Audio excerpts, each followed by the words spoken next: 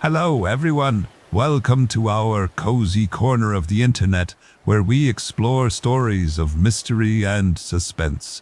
I am your narrator, here to guide you through tales that will both pique your interest and bring you comfort as you drift off to sleep. Before we begin, don't forget to like this video and subscribe to our channel for more captivating stories. Now, before we start, relax your body. Take a deep breath, slowly close your eyes, and let the tranquility outside your window and the whispers of the night's first story. The name of the story is Late Night Country Radio. It's well past midnight in Miller's Ridge, population barely hitting the low hundreds. I can't sleep, so I reach over and flip on my old transistor radio. Most stations are silent at this hour, but at exactly 2:13 a.m., a faint signal claws its way through the static wham-pokey-wham. The midnight hour. Something about the crackle and the hum feels oddly comforting, like an old friend whispering through the wires. The night outside is as still as glass, and inside, just that gentle buzz. I lean back in my recliner, letting the soft white noise wrap around me. Curious and a little on edge, the host's voice comes on soft, deliberate, almost too calm for 3 a.m. Good evening, Ridge Dwellers. You're tuned in to the midnight hour. We've got quiet roads tonight. If you listen closely, you might even hear old Ada's sheep bleating by the fence. I catch a distant bar through the static, mixed with what sounds like wind rattling a loose window pane. In the background, there's a slow, rhythmic thump like a heart beating underground. It's barely audible, but it's there. I can feel the hairs on my neck standing up, yet I can't tear myself away. Then the host shifts gear. Tonight's special segment, the lost and silent stories of those who slipped away without a trace, voices frozen in time. He explains that over the years he's collected audio clips, voice emails, radio broadcasts, snippets from found tape recorders. It's not for the faint-hearted, he warns in a whisper. I crack a smile. This is exactly why I'm listening. There's a strange, lazy thrill to it, he promises. Real voices, real stories. The static cuts in again, and for a split second I think I hear someone whisper my name. The first clip is a voicemail from a teenager named Emily Peterson. It's tongue-tied, 11:47 p.m., a few weeks before her disappearance. Hey sis, she says, voice light and cracking. I'm heading out to the barn. Mike's got some surprise for you. I won't be home for dinner. Ciao, Mom, I said. Okay, I'll call you later. And then crackles the lens, swallowed by static. No hang-up tone. Emily was never heard from. Again, listening to her voice echo in the darkness makes me feel like I'm trespassing in someone's memory. The host comes back on voice softer than before. Emily's message still hangs in the air, doesn't it? If any of you have old recordings tapes, voicemails and them in, maybe we can bring a bit of closure. Up next, a farmer's radio. He broadcasted his last words on 92.5 FM, thinking someone would hear. I swallow, hard thumping. The idea of that broadcast reaching no one, drifting off into the ether, feels strangely intimate like I'm eavesdropping on a fine-paint fiction of dropping on a fight shriek ice. The thump in the background returns now steady, like a clock ticking down. Then the crackling voice of Henry Marshall fills the speakers. It's 1:04 a.m. on a Tuesday, he's saying, urgency in his tone. I've got lights dancing across the cornfield, no tractor, no electricity on. I don't know what it is. If you can hear this, tell my wife I love her. I'm heading out to. A loud bang interrupts him like a barn door slamming shut. For a heartbeat, There's silence. Then a distant scrape, and the feed cuts off. That was 3 years ago. Henry never made it back home. His farmhouse sits empty now. The static surges, and I tighten my grip on the radio. Fingernails pressing into the plastic casing, my pulse quickens. But the host's voice slices through the white noise, calm as ever. Stories like these remind us how fragile our world can be. He says, lower and slower, yet there's comfort in knowing their words remain, waiting to be heard. I close my eyes, letting the sound fill the darkness of my living room.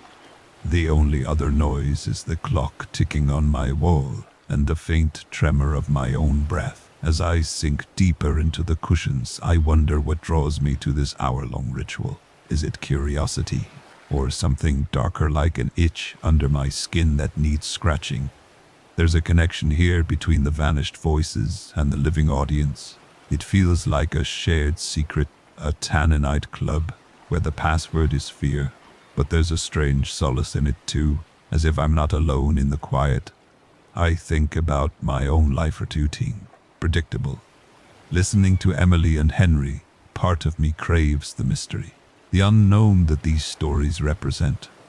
On a whim, I grab my cell and dial WMLR's listener line, the number I scrawled on an old flyer at the diner. The phone rings once. Tuisino, kick up. Instead, a rush of static fills my ear, and I swear I hear someone breathing deep. So, I press the phone tighter against my ear, heart hammering. Then, as if they realize I'm listening, silence. I hang up. Unsettled, did I imagine it, or did the station just respond? I climb out of my chair and pace the room, half expecting the stranger's breath to follow me. Suddenly, the radio crackles back to life. The host's voice, warm and slightly amused, cuts in. You're still with me? Good. Thanks for tuning in to the midnight hour. He offers a soft chuckle. Coming up, we'll open the line for local Colintane one, with an eerie recording or a story to share. My stomach tightens. I thought it was just pre-recorded. Could real callers be on air? Part of me wants to run outside, toss the radio in the yard, but I stay glued to the static, waiting wide-eyed in the dark. The next segment begins with a Calera woman from Maple Street. I recorded this on my cell, she says. It was around midnight. I swear I heard someone knocking on my front door. Nobody there, though. She pauses. Then I heard footsteps on my porch and a whisper through the keyhole, "Let me in." Her voice cracks, and I feel a shiver crawl up my spine. After a moment, a distant knock echoes through the radio. Just 3 quiet taps, leaving me breathless. The host reminds everyone to stay safe, but I can't shake the feeling that those taps might be for me. I press my palm over the radio speaker, trying to feel vibrations. My skin feels prickly like the moment just before dawn. Every hair on my forearm stands at attention. It's absurd, but I wonder whether those taps were realer, if the radio picked up something from my house. Did someone know I was listening? The line between broadcast and reality blurs. My pulse echoes the static. The quiet of my home and the stories on the air feel dangerously close, like 2 worlds converging in the dead of night. The host's voice returns. Softer now. We're down to our last piece, an unedited tape found in a roadside diner off Highway 12. No names, just a man calling for help. He lets the static hang before the recording begins. I don't know where I am. The voice trembles, echoing in the speaker. The hum of electronics underlies every word. With each plea, the static grows heavier. I sit forward, breath caught in my throat, imagining that man stranded in the dark, hoping anyone is tuning in. Demands, please grow frantic. Please, I'm scared they're coming. And then soft, almost inaudible a woman's voice. I hear you. The recording ends abruptly, replaced by crackling static. For a long moment, there echoes the hiss, like it's breathing. Then the host comes back on, voice barely more than a murmur. Thank you for your courage. If you hear a call tonight, answer it. He exhales a final low, good night, friends, and the station cuts back to white noise. Silence envelops the room again, deeper than before. I switch the radio off. The white noise vanishes instantly, leaving my living room bathed in heavy, echoing silence. I sit there for what feels like hours, eyes fixed on the dark window. Outside, nothing moves. And then 3 soft knocks on my front door, precise and deliberate. My heart leaps. Without thinking, I whisper into the stillness. Who's there? No answer. Only the hush of the night. I don't move. I stay perfectly still, listening, the memory of every story on the air pressing against my mind. I finally muster the courage to tiptoe toward the door. Radio pressed against my chest like a talisman. My mind races hold. I open it. Part of me wants to toss the radio away and bolt every lock. But another part is drawn to the voice, to the promise of one more story. I reach to turn the knob, and right when my fingers graze the cold metal, the radio crackles on by itself, static blooming into the soft voice. You've been listening. Welcome home. My breath catches in my throat, and I freeze, unsure of which world I belong to now. This is the end of the first story of the night. Next is the second story of the night.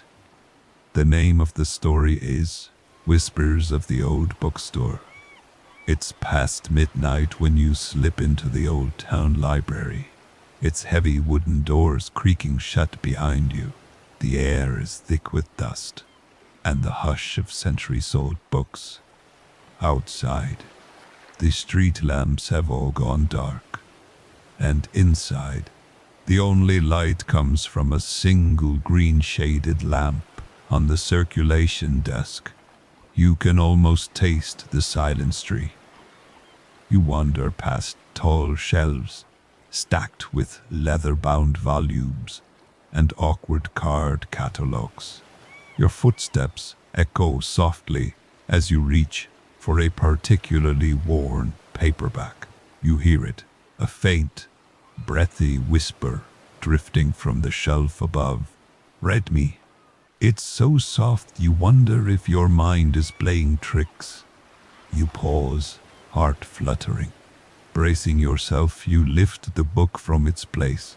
The cover is embossed with a faded crest and no title, just blank leather. You flip it open, and the pages are blank too, except for one line scrawled in hurried ink. Find the story. You shiver, certain the whisper came again. You set the book on a nearby table under the green lamp. The atmosphere grows heavier. Somewhere in the stacks, a book slides off its shelf with a soft thud. You freeze, then inch toward the noise. Your hand brushes the wood of the shelf, and you feel a vibration like someone breathing just out of sight. A narrow beam of light from your flashlight dances over spines and title.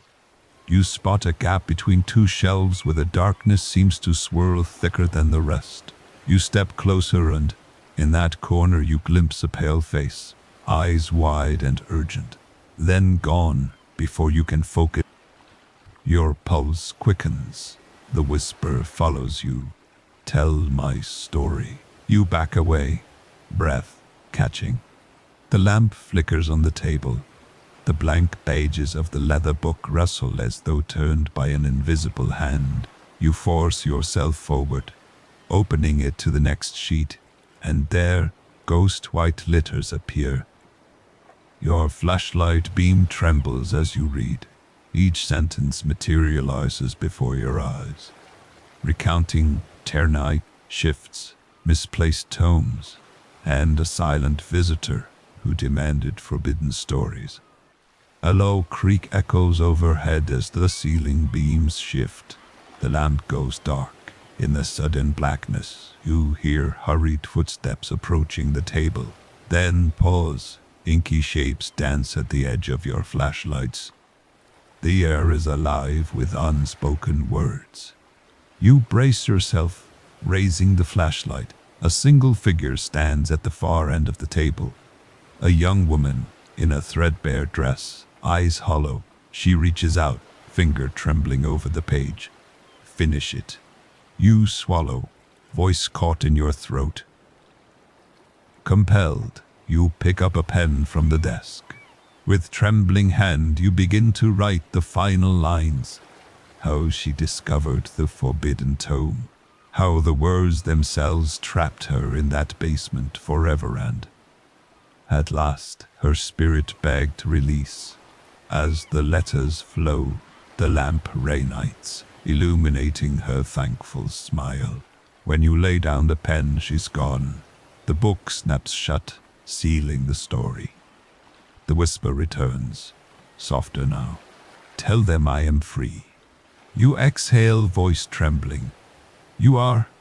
Dawn's first light filters through dusty windows as you leave the library. In your arms, the leather volume remains closed. You know its pages will stay blank to anyone else, but you carry its secret with you. And sometimes, on sleepless nights, you still hear a soft whisper from within. Thank you. That's it for the second story of the night. Next is the third story of the night. The name of the story is Unattended Waiting Room. The station clock reads 2:27 a.m. when you step onto the platform. The flickering neon shelter is empty, benches cold, paint peeling, and the wind sighing through cracked windows. No trains have stopped here in years, but the schedule board still lists arrivals and departures in faded white letters. You settle onto one of the metal benches wrapped in your coat and listen. Only the distant hum of a lone street lamp and your own breath. You pull out your phoneno. Signal. A scrap of paper in your pocket reminds you that this was once the junction for midnight riders heading home from the mines. Legends say the last shift never returned. You lean back, eyes tracing the empty tracks, imagining dim lanterns bobbing in the dark tunnel ahead. The hush feels thick, almost material. A soft echo drifts down the platform, footsteps, tapping a slow rhythm. You sit up, scanning the dim light. There's no one in sight. Still the sound persists. Heel against concrete. Step. The echo seems to circle you, never drawing nearer, but never fading away. You stand, brushing dust from your jeans, and walk toward the far end of the shelter. The footsteps stop. Your heart thumps louder than before. Beneath a broken bench, you notice footprints in the dust, small like a child's, leading into the darkness beyond the platform lights. You crouch, fingertips tracing the pale impressions. They vanish just before the tracks. A cold breeze stirs, rattling the loose shelter. Sign. You shiver, standing at the platform's edge. In the next moment, a distant whistle pierces the night, like the cry of an old locomotive, awakening. The sound is mournful, resonating deep in your chest.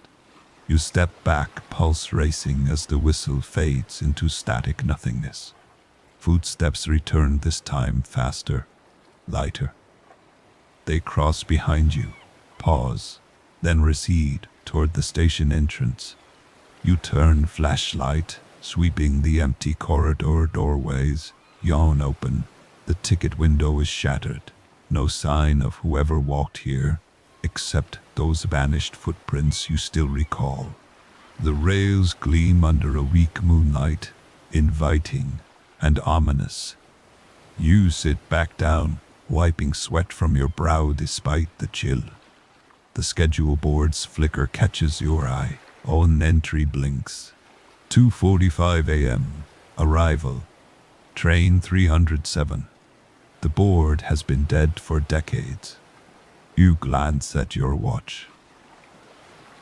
2:32 a.m. 5 minutes to a train that should not exist. Your breath catches as the distant rumble begins. A low vibration through the sleepers beneath your feet. The platform lights hum, then flare brighter. You stand heart pounding and peer down the pitch black track. There, a pair of headlights, faint at first, then growing nearer, steady as a heartbeat. A transient, rusted its whistle long silenced. Clangs into view. Carriage windows are dark. The wheels squeal on the rails. You expect a handful of coal miners or homeless travelers. But the coach is empty. Every seat is vacant, every aisle silent. Steam drifts across the platform in curling tendrils. The doors of train 307 slide open with a reluctant groan. You hesitate 5 minutes to disappear into nightmarish legends, or to seize a story no one else will believe. Your feet carry you forward, crossing the threshold.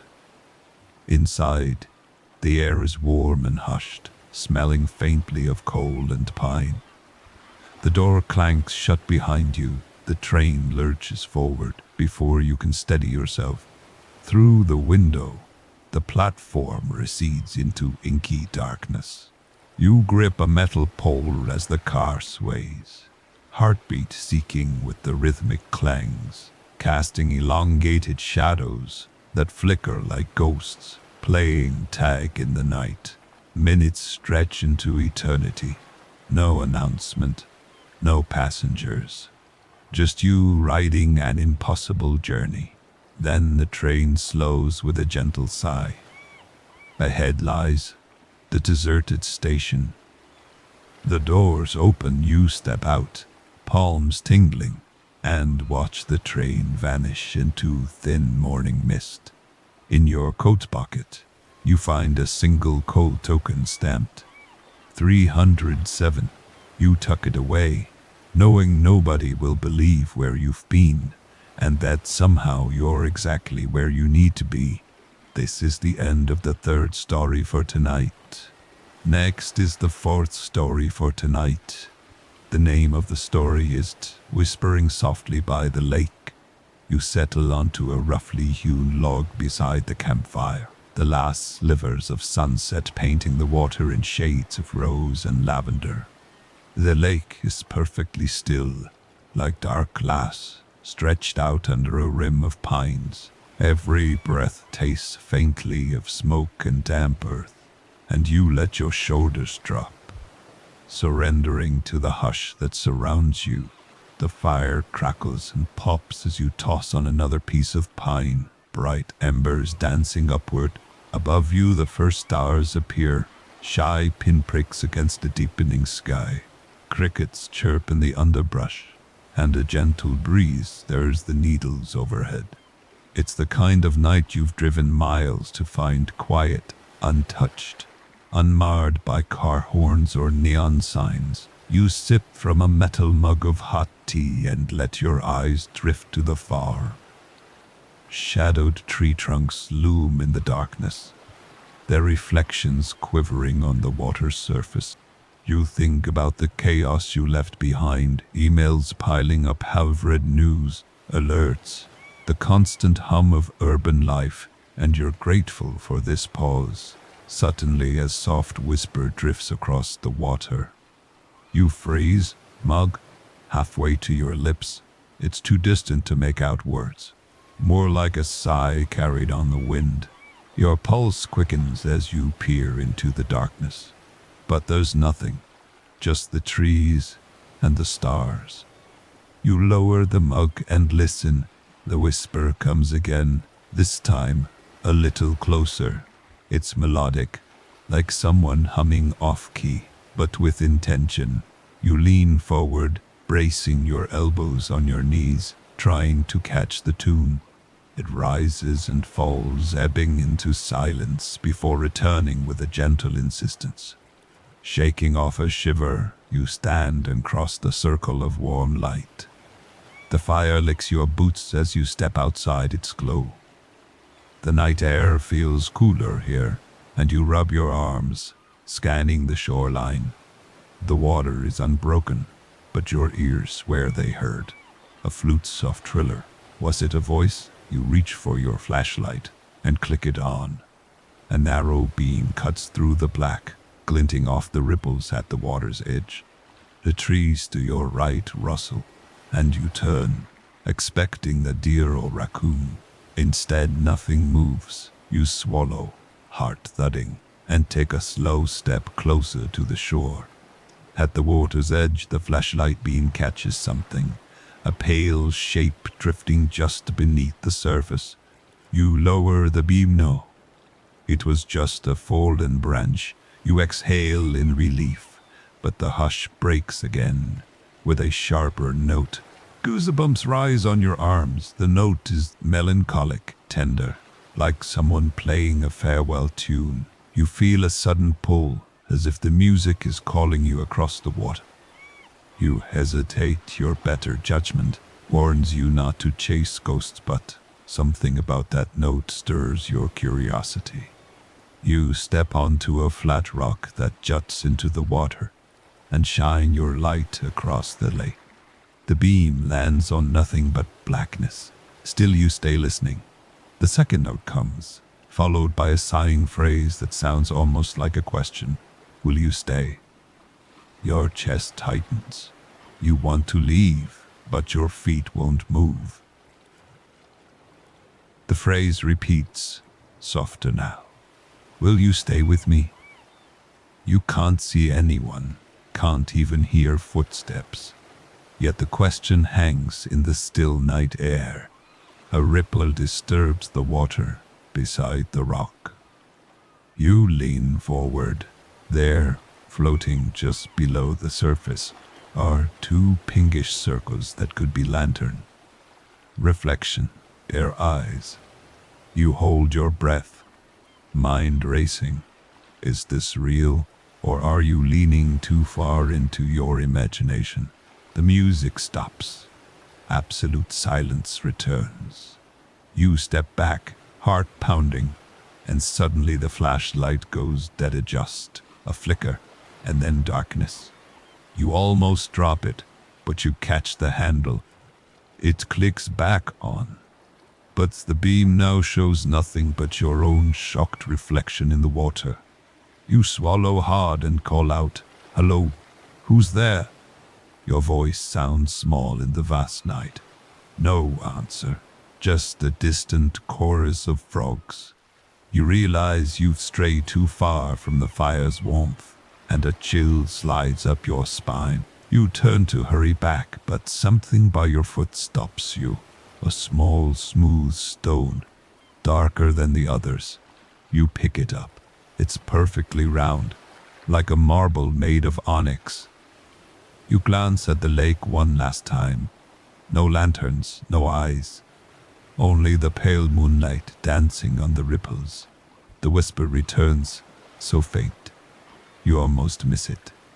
Thank you for listening. It lingers in the air, warm and grateful, before dissolving into the night. You stand frozen, clutching the stone, unsure if your mind is playing tricks, or if you've just had a conversation with the lake itself. You pocket the stone and step back into the firelight. Your legs feel unsteady, but when you sit, the warmth seeps into your bones. The stars above feel somehow closer, as if they leaned in to watch. You lift your mug, take a slow sip of now lukewarm tea, and let a small smile.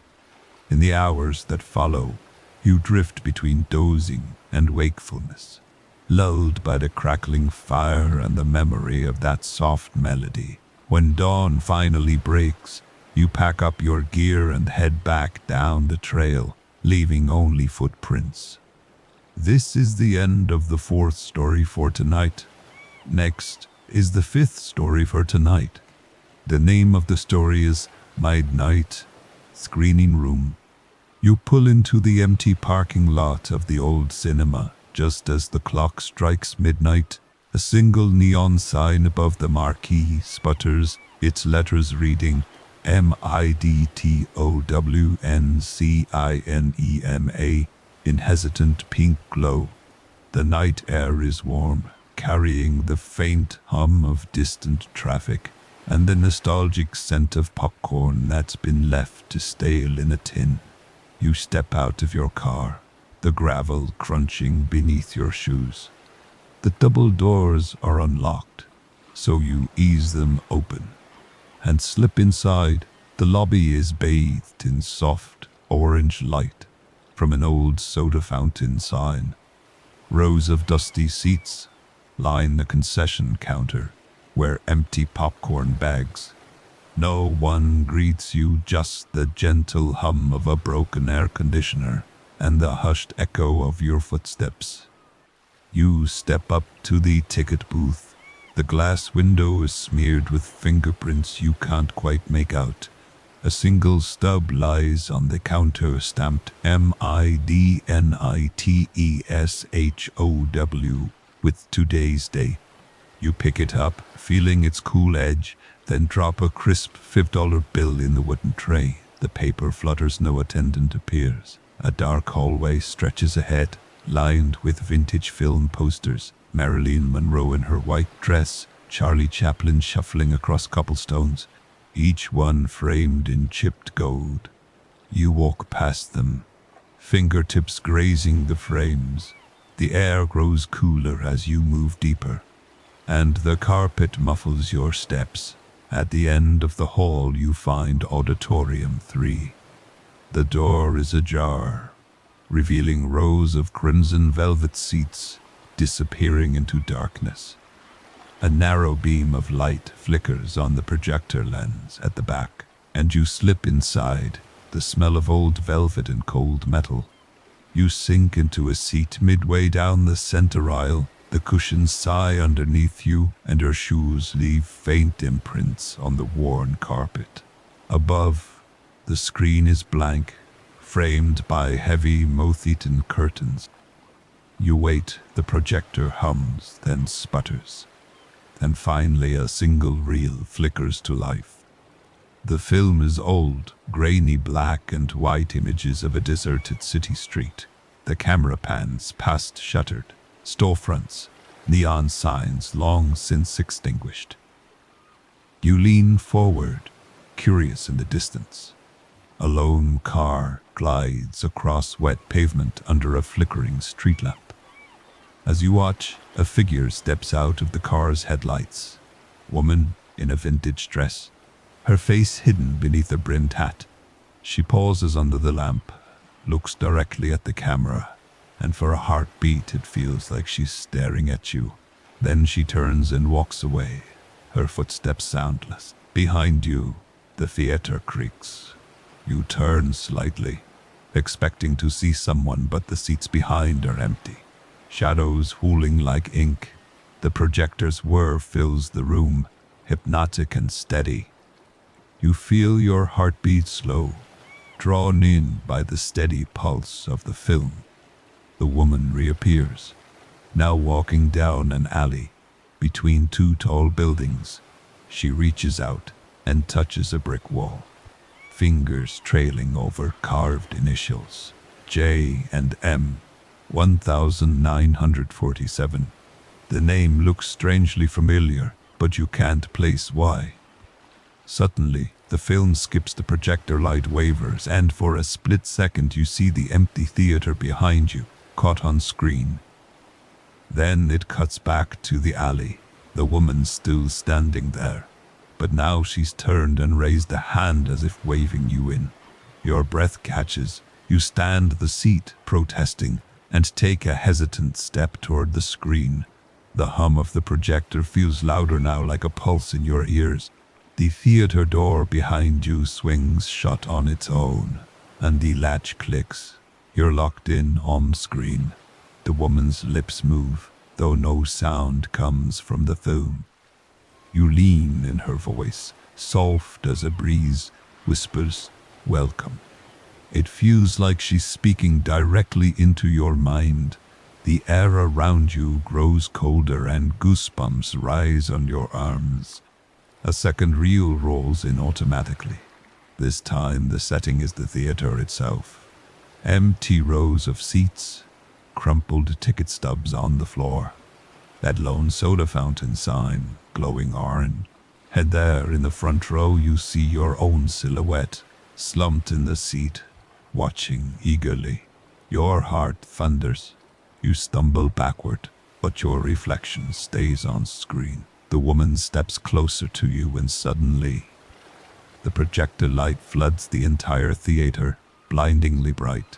You squeeze your eyes shut, and when you open them again, the screen is blank. Silence settles like thick dust. You glance around. No sound except your own ragged breathing. The exit door stands ajar. Now you hurry toward it, half expecting a hand to reach out and stop you. But it's empty. You push through and tumble into the lobby. Under the soda fountain sign, you catch your breath. The neon flickers once more, then goes dark. You look back at the theater doors. Nothing moves inside. In your hand is the ticket stub, now blank, except for a smudge where MIDNITESHOW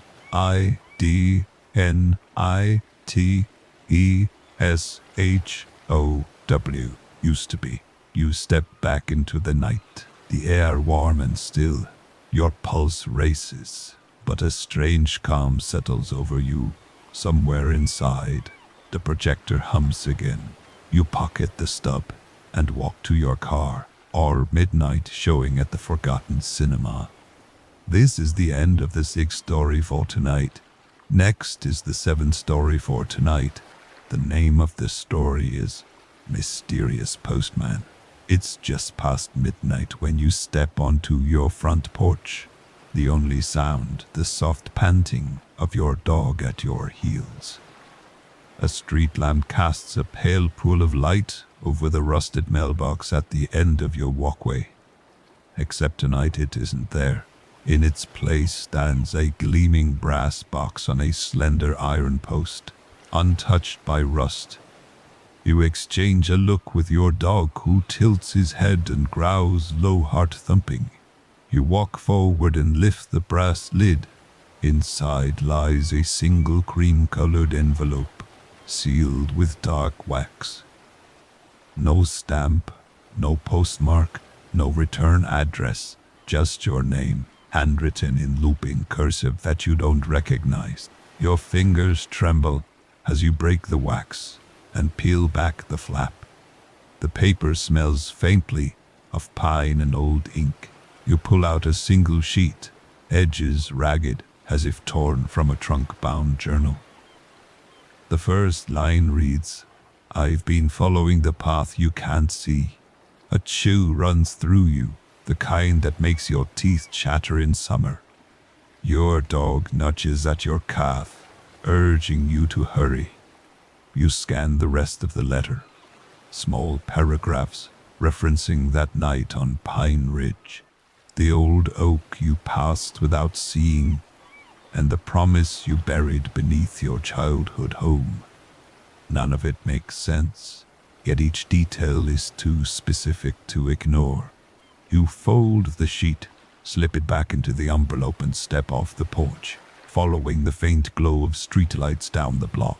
At the corner, you pause beneath an ancient elm. Its trunk bears your initials, carved decades ago and long since weathered gray. You press your palm against the bark, half expecting it to whisper back. Instead, Your phone buzzes a text from an unknown number. Check your mailbox. You glance back at home, a bead of sweat tracing your spine, despite the cool night air. You sprint back, adrenaline lending wings to your steps. The brass mailbox stands silent under the street lamp's halo. Hands shaking, you lift the lid again.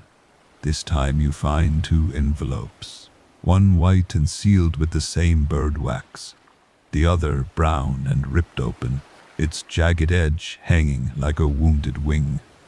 Inside the torn one is a faded photograph of you at 8 years old, riding your bike down Maple Street. Your breath hitches. You didn't own a camera before you turned 10. You stare at the photograph until the street lamp blurs, then slap your hand over your mouth. That's when you hear footsteps low, deliberate walking toward you. You whirl around. A figure stands in the halo of the next lamp post. A tall man in a postal uniform, so dark it almost blends with the night. He holds a leather satchel brimming with letters in the lamp's glow. You see, his name tag reads only H. Finch. No logo, no city name, just those 2 letters. He tips his cap and advances. "Evening," he says with a voice smooth as varnished wood. He offers you the white envelope. For you try to speak, but your voice fails. The satchel's flap slips open, revealing dozens more letters, all stamped with that same bird wax. With trembling fingers, you take the envelope and hold it close. H. Finch watches you without moving. Behind him, the houses at the end of the block stand empty, their windows dark. The street is completely still. Finally, you manage to whisper, "Who are you? How do you know me?" He tips his head. "Time delivers," he says, voice low but clearly heard. Then he closes his satchel with a snap, turns and walks away, his footsteps fading into the night. You stay rooted, staring at the spot where he vanished, clutching the envelope. You realize it's addressed to your childhood home's street name, not your current address. Your chest tightens. Something about this feels like an invitation rather than a threat. Bank inside your house, you brace against the door. The envelope trembles in your hand, like it's alive. You slide a letter opener under the seal and lift inside. Delicate ink forms a poem about memories, hidden pathways, and the promise made beneath the oak. You read the lines aloud. Beneath the branches where shadows rest lies the vow you thought was lost. Follow the flight of silent birds and find the treasure time embossed. Your dog whines from the hallway. You realize you're holding your breath outside. The brass mailbox glints in the moonlight through the window. You slip on your shoes and grab your jacket, resolve hardening in your veins. You're going back to Maple Street, back to the oak, back to whatever this mysterious delivery wants you to find. As you step into the night once more, the envelope tucked safely in your pocket, you swear you hear distant wings beating in the dark. Or maybe that's just the racing of your own heart. Either way, you know this is only the beginning. This is the end of the 7th story for tonight. Next is the 8th story for tonight. The name of the story is Echoes of the Tunnel. It had been a long day of work when you finally drove down the narrow service road that wound alongside the interstate. The map on your phone had led you here, an old maintenance tunnel, carved into the hillside decades ago and forgotten by most. As you stepped out of the car, the sun dipped below the horizon. You could already feel the weight of silence settling around you, broken only by distant engines and the soft rustle of wind through the weed. The heavy steel door leaned against the rock face. its warning sign long peeled away. You took a steadying breath, reached for your flashlight, and pushed the hinges, groaned in protest as the door swung inward, revealing a yawning black mouth. A cool mist seeped out, carrying the scent of wet stone and oil. You stepped onto the cracked concrete floor, your footsteps echoing against the tunnel walls. Every sound seemed to stretch and linger, as if the tunnel it staved.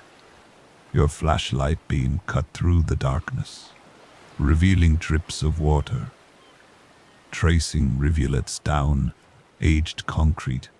Rusted pipes ran overhead, dripping steadily into shallow puddles.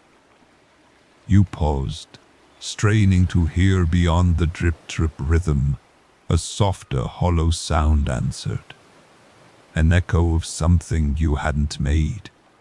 You froze, heart ticking louder than your thoughts, and listened as the echo faded into an expectant hush. You moved forward, each step careful and deliberate, as though disturbing the air might stir something unseen. The echo followed you every footfall, mirrored by a faint, distant tap. You tested it, tapping your heel. The tunnel responded with a delayed mimicry.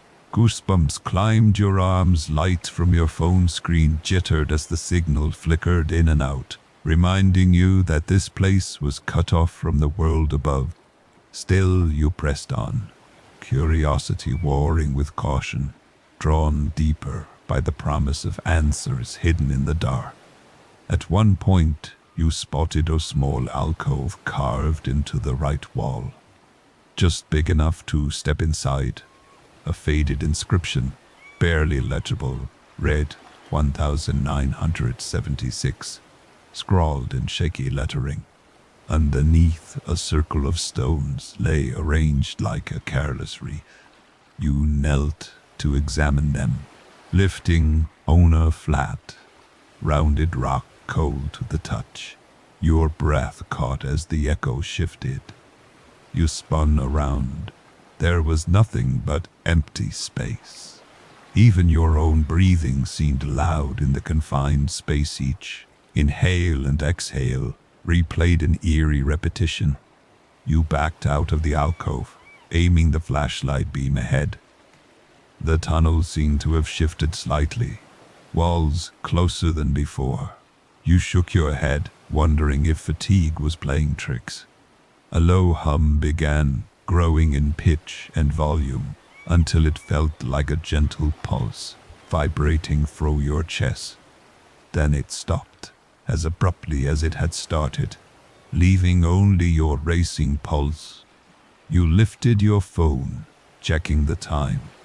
Well past 10, darker than when you arrived. A text notification blinked, a message from your friend, asking if you'd found anything interesting yet. You frowned. The message was dated 2 hours ago, but no reply. You typed back that you'd call once you got out, but the message wouldn't send. The screen went blank, replaced by the words, "No service." You clicked off the light, relying on memory to retrace your steps. In the pitch dark, the echo was sharper. You whispered your name, just a soft, curious murmur. And the tunnel answered, projecting, "Jesse." Nivakachu, stretched and hollow. Your pulse skyrocketed. You fumbled for the switch on your flashlight, but it met resistance, as though something had turned it off from behind. After a moment, it flickered back on, illuminating the wall 10 feet ahead. There, smeared in dark stain, were the letters JESSIE, etched deep into the concrete. Not your spelling. You stumbled backward, heart hammering, scrambling for the flashlight beam to keep steady.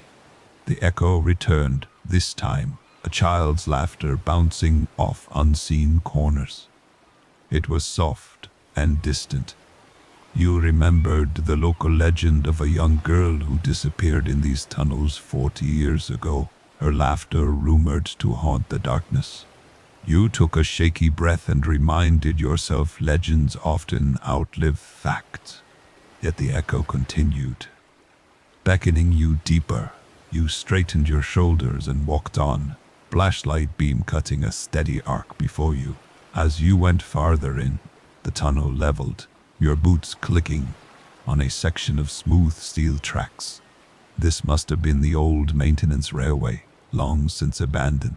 You ran your hand along the rail, slick with condensation. The echo returned your touch, a metallic clang, repeating twice before fading.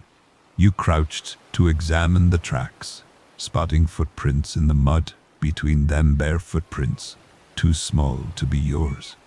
You rose, mind racing as the echo repeated in low, urgent pulses. Your light caught something on the left wall, a series of initials and dates, carved at uneven heights. MC 1982, AR 1993, TS 2005. Each set looked fresh, crisp. As you traced the letters, the echo whispered your touch, a delicate scrape directly behind you. You turned, expecting to see a figure, but there was only darkness. You swallowed hard, realizing you weren't alone. Echoes weren't just repeating you. Forced calm fell over you. You leaned against the wall, breathing in measured counts, willing your heart to slow. The echo settled into a rhythmic pattern, tap, tap, tap, tap, matching your own steady pulse. You closed your eyes, letting the sound become a guide, each echo guiding your next step. When you opened your eyes, the tunnel had widened, sloping gently upward. A faint glow flickered at the far end. You stepped toward the light, every sense alert. The echo grew fainter, replaced by a low hum of electricity and the scent of aged wood. The tunnel walls gave way to rough-hewn timbers, framing a doorway. Above it hung an old lamp, its filament alive with bulbous glow. You crossed the threshold, standing in a small chamber filled with crates stamped Highway Maintenance Depot. An old switchboard sat in the corner. On the dusty switchboard, a single lever lay in mid-position, almost as though someone had just pulled it and left. Next to it, a typewritten note rested on a steel shelf. Echoes find what's lost. Your breath caught you. Couldn't imagine who had been here so recently.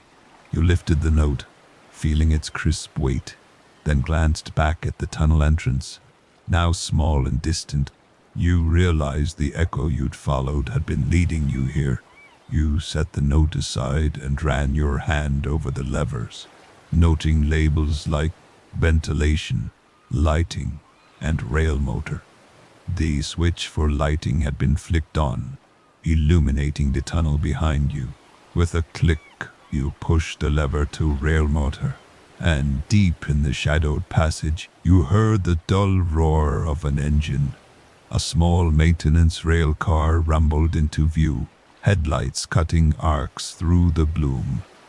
You took a step back as the car slowed to a halt before you. A man climbed down from the driver's seat, a figure in a faded safety vest and hard hat, eyes reflecting the lamp's glow. He looked at you with a gentle nod. "You came for the echo," he said, voice calm as if greeting an old friend. In his palm lay a small tin box, its lid carved with 3 concentric arches, mirroring the tunnel entrance. "It keeps what you carried," he added softly. You stared, heart pounding, as the realities of the night shifted around you. You hesitated, heart racing between dread and relief. The echo taps and whispers had guided you to this moment, delivering something you didn't yet understand. You reached out, taking the box, and felt its metal chill settle. The maintenance railcar's engine hummed, then cut off, leaving only breathless silence. Outside, a draft stirred dust motes in the flashlight beam. You turned back the way you came, the tunnel behind you, seeming somehow smaller. This is the end of the 8th story. For tonight, next is the 9th story for tonight. The name of the story is Bonfire Whispers. The air smelled of pine needles and toasted marshmallows as the last rays of sunset slipped behind the tall oaks. We sat in a loose circle on weathered logs, the campfire crackling at our center. A gentle breeze stirred the smoke, carrying the sound of our quiet chatter into the dusky forest. Tonight was the first night of summer camp, and everything felt charged with possibility. "Okay, guys, gather round," Coach Morales called, his flashlight beam dancing across curious faces. He was our camp counselor, tall, easygoing, with just enough gray at his temples to earn respect. "I've got a story for you. It's been passed down since these woods were first settled." He leaned closer to the flames, and suddenly the crackling fire seemed to hush in expectation. He began with a whisper. "Back in the 1920s, there was a girl named Lily who loved this camp as much as any of you. She'd stay up late, roasting her marshmallow just a shade too dark, and swap secrets in a voice so low you'd think only the trees could hear her." We leaned in, our faces lit by the fire's orange glow, every crackle and pop magnified in the still night. One night, Lily didn't come back from the ridge trail. Campers looked for her with lanterns, calling her name until their voices cracked. All they found were footprints leading into the pines, and then nothing. No sign of her sleeping bag, no footprints leaving the woods. Coach Morales paused, letting the hush stretch out. A cricket slow to chirp broke the silence, and someone swallowed audibly. He took a deep breath. "Some say her spirit stayed behind, whispering to campers who listened too closely. Late at night, if you're by the fire, you might just hear her soft voice call your name, beckoning you further into the woods." He swept his flashlight across our faces, and for a moment, the dancing shadows looked almost alive. I forced a grin and ran a hand through my hair. We'd heard variations of this story every year, some with more gore, some with less, but it never failed to give my stomach that familiar twinge. Behind me, my friend Aisha nudged my shoulder. "You gonna try to hear her?" she whispered with a half-smile. I shrugged, pretending I wasn't curious. After a few more ghostly details, like how the moonlight would catch her reflection in pond waterways, settled into silence, Coach Morales ended with a final warning. "And if you hear a voice that isn't yours, just get back to camp." He winked, then clapped his hands, breaking the tension. Someone nearby started strumming a guitar, and the mood shifted to easy sing-along. My flashlight lay beside me, forgotten as we sang old summer camp anthems. The fire warmed our faces, and the stars above felt impossibly close. I closed my eyes for a moment, humming along. My heart skipped. I opened my eyes, but a circle of orange light held only shadows dancing on tree trunks. A chill ran down my spine. I leaned forward to peer into the dark tree line. The guitar stopped, and a hush fell like the forest itself was holding its breath. Then, unmistakably, I heard my name, Jordan. So soft it could have been the wind. I swallowed hard. "Did you hear that?" I asked Aisha, voice barely a whisper. She shook her head, eyes wide. "No, maybe it was the wind. We both strained to listen, but all we heard was the crackle of burning wood and distant frog croaks. After a moment, the guitar resumed, and laughter bubbled back up. I took a deep breath and told myself it was probably nothing. The night wore on and the fire dwindled to glowing embers. Friends began yawning, heads nodding. It was time for bed. Coach Morales dismissed us with a grin and a reminder to keep our lights off until sunrise. We gathered our sleeping bags and trudged to the cabins, the path lit only by tiny flashlights. Back in my cabin, the bunk beds creaked as we settled in. I lay awake, mind replaying Lily's story and that whisper of my name. My flashlight flickered. Uncut and died, bathing the room in darkness. I rolled over, heart pounding, and told myself to sleep. But sleep wouldn't come.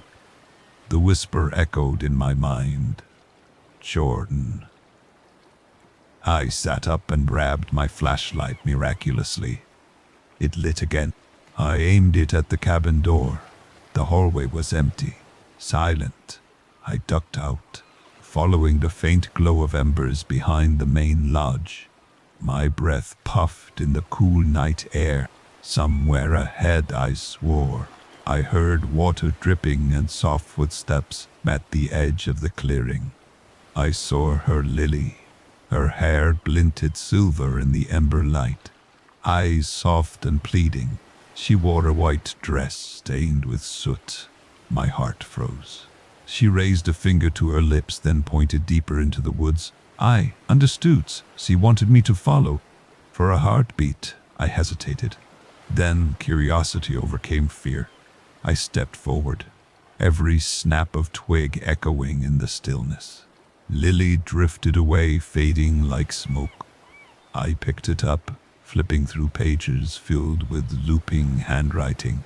The last entry read, "I'm not afraid of the dark anymore." I closed the journal and looked up. Lily was gone. The forest felt alive with memories. I turned back to camp, holding the book close. When I returned, the fire was out, and the cabin's dark. I slipped inside, climbed into my bunk, and placed the journal on my pillow. As sleep finally claimed me, I thought I heard a faint, grateful whisper. "Thank you, Jordan." This is the end of the 9th story for tonight. Next is the 10th story for tonight. The name of the story is Stellar Surveillance. Jake crouched behind the high-powered telescope, the desert wind tugging at his hoodie, as the sole park ranger on duty at Lone Star Observatory.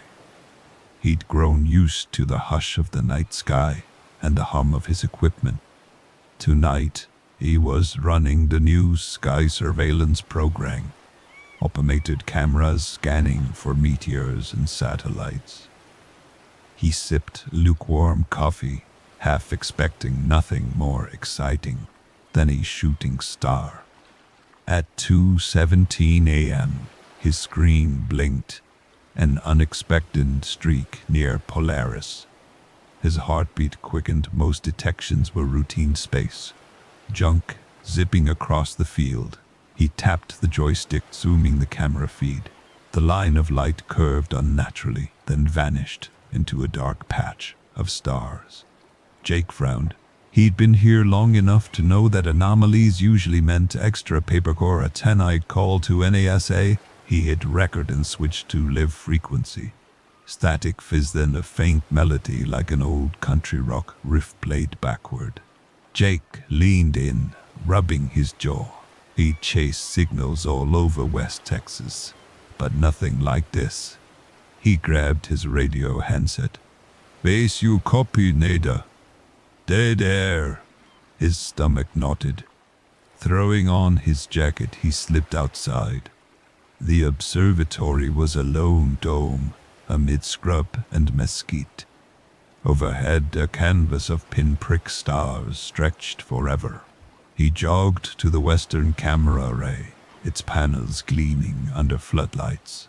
The recorded streak had come from camera 7 he powered. The playback started.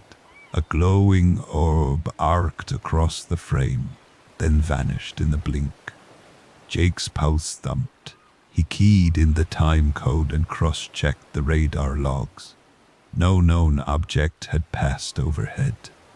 He crouched by the antenna, palm flat on the cold metal. Suddenly, a spike of static jolted through the speakers, followed by a soft female voice. "Help us!" He jumped back. The voice crackled again, this time in clear English. "Below the third mesa." Jake stared at the horizon. Third Mesa wasn't within miles of the observatory. It was deep in the national park. He grabbed his flashlight and sprinted toward the service road, mud kicking up behind him. 20 minutes later, he reached the base of Third Mesa Flat Plateau, crowned by sandstone cliffs. His headlamp cut through the darkness. He scanned the rocks until he spotted an overhang big enough for a person. Beneath it lay footprints in damp earth, leading into a narrow slot canyon. Jake flicked off the lamp's strobe and crept forward. His boots made no sound on the soft earth. He followed the prints until they ended at a small cave mouth. Inside, a group of amateur astronomers huddled around a broken radio transmitter. Their eyes were wide with fear. "Ranger, thank God," one of them cried. "We were mapping meteor fragments, and then our gear went haywire. We heard a voice." They handed him the ripped transmitter housing. Inside, wires were scorched. He activated his handheld scanner. M-Field spiked off the chart. "Something's jamming the frequency," he murmured. The group shivered in the chill canyon air. "We thought it was just interference." One pointed to the cave roof, where phosphorescent paint glowed faintly in the dark. Jake frowned. "Phosphor tags like these are used in experimental NASA gear," he said. "Who brought them here?" The astronomers exchanged uneasy glances. "We didn't," one whispered. "They just appeared after the orb flashed by." A low rumble shook the canyon. They spilled out into the open just as the orb reappeared overhead, bigger now, trailing a silver tail. Jake raised his scanner. Reading surged. The orb dipped low, then shot straight up, vanishing past the stratosphere in a blink. Silence fell. Jake checked his watch. 3:42 a.m. The astronomers looked at him, hope mingled with awe. "We've got evidence," Jake said, voice steady. "Something out there didn't want to be found, then decided to make contact." He patted the hikers on the shoulder. "Let's get you back to base." Back at the observatory, Jake uploaded the footage as dawn tinted the sky. Pink, he replayed the signal recording. The melody was faint but unmistakable. He leaned back, coffee in hand. In all his years under Texas stars, this was the best night shift he'd ever worked, and the universe had just RSVP'd. That wraps up tonight's 10 stories. Now let the sound of the waves keep you company as you drift off. Sleep tight, and sweet dreams.